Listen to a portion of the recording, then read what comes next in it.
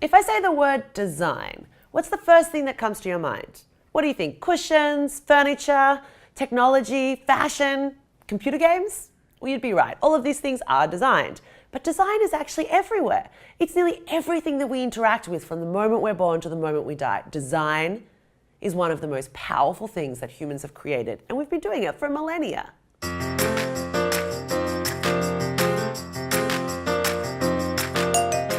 I'm Layla Rogeralu. I am a designer and a sociologist, and I am so interested in the way the world works. And in this video, we're going to talk about the power of design, the way you can get involved in helping create and design a better future, and all of the different things that you can do as a citizen designer.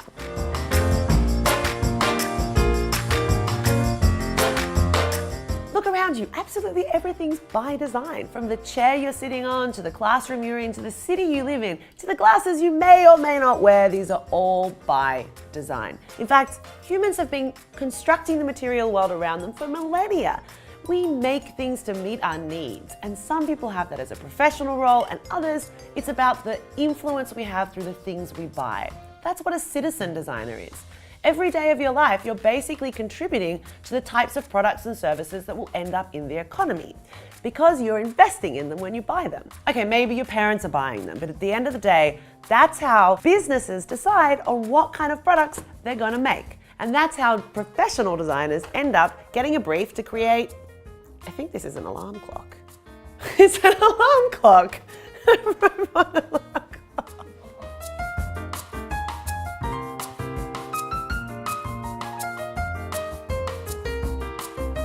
Anyway, design, it's everywhere in all its forms. And that's what's really fascinating about it. Even if you don't end up as a professional designer, an industrial, a graphic, and user experience, an architect, a landscape architect, an interior designer, there are so many different fascinating professions that help construct the material world, not to mention the engineers and all of the other people that go into creating the things around us.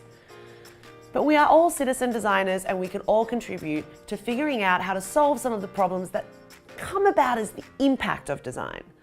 This is what creativity is about. It's about applying your mind to complex problems and being excited by it. I'm sure there are many things that you get to respond to in creative ways.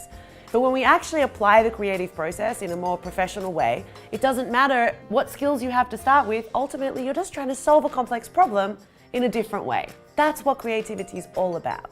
And the thing about this is it has both positive and negative outcomes. As I mentioned in other videos, when we look at the way in which the extraction of resources from nature, the processing of those across their industrial life, and then the end of life options dramatically impacts the planet, whether it be through waste and pollution, or whether it be through the destruction of ecosystem services at the beginning of the life. This is the life cycle of an everyday product. And if you look at anything around you, you can start to see that everything that's created is achieving a function. You buy something because you need something. And so when we want to look at the circular economy and redesigning all the goods and services around us, we can start to look at doing something that closes some of those gaps. This is what we call a product service system.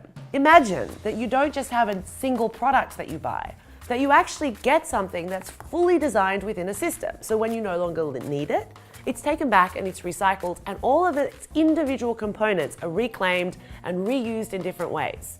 That way we don't end up with little bits of things ending up in the ocean or not knowing what to do with in your home.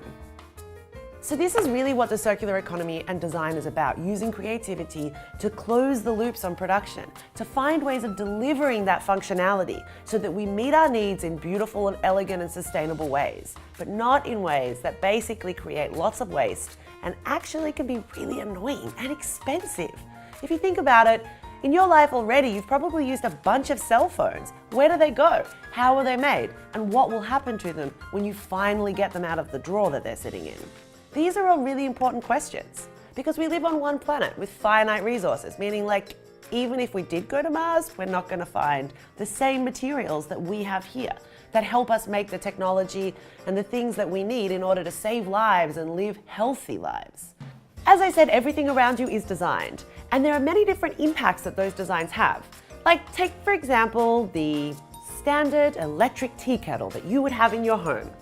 These boil water, so you can make tea and all sorts of other hot beverages. But have you ever stopped to think about the way in which the design of the physical form impacts how much water you boil, or perhaps whether or not you forget about it?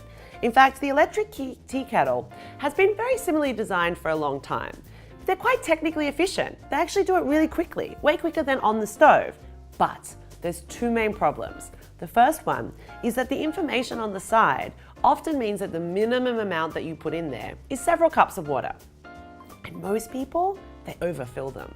Most people fill them way more than they need to. I don't know why, just because it feels heavier. And in that, it means that so much energy is used as all of this extra water is boiled. People aren't making tea with it. It's so much so that in the UK, in one day, enough energy is wasted to light all the streets in the UK for 6 months.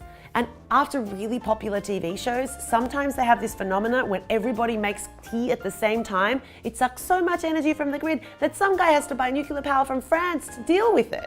That's what happens when we design simple products within systems, because everything is interconnected.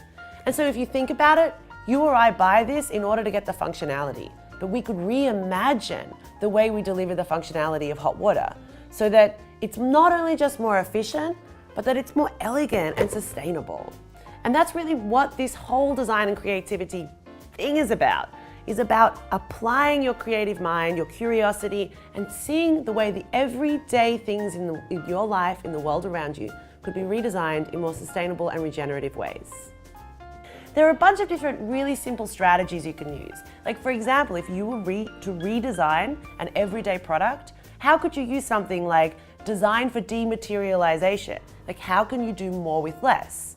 Because what we've learned in all of the science around this is that the more materials you have in something, the heavier it is, the bigger it is, the more environmental impact, because you have to draw all those things, process them, and ultimately find an end-of-life home for them. How could you do something like modularity so that things can be used in different ways? Or of course, designing something to be fully recycled within those closed-loop systems. There are lots of different strategies that you can apply. And the cool thing about design is it doesn't have to just be a profession. It can be part of your life. You can help create the kind of life you want to live in by using your creative thinking, challenging yourself to solve problems, and being curious about how the world works. Do you know how many different materials would go into creating something like this? Because it's a technical item, meaning it requires batteries, we call this an active product, a product that actually requires inputs during its life stage. So a chair, for example, is a passive product. It doesn't do anything, well, other than get sat on. And these active products, like most of your technology, they're sucking from the system energy and other resources. Your jeans need to be washed every, I don't know, month or so. I don't know how often times you wash yours. But that actually continues to increase the environmental impact across its life.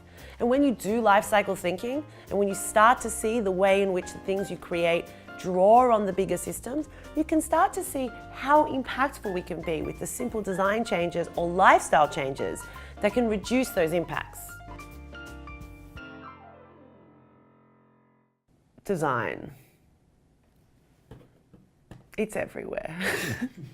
So loud.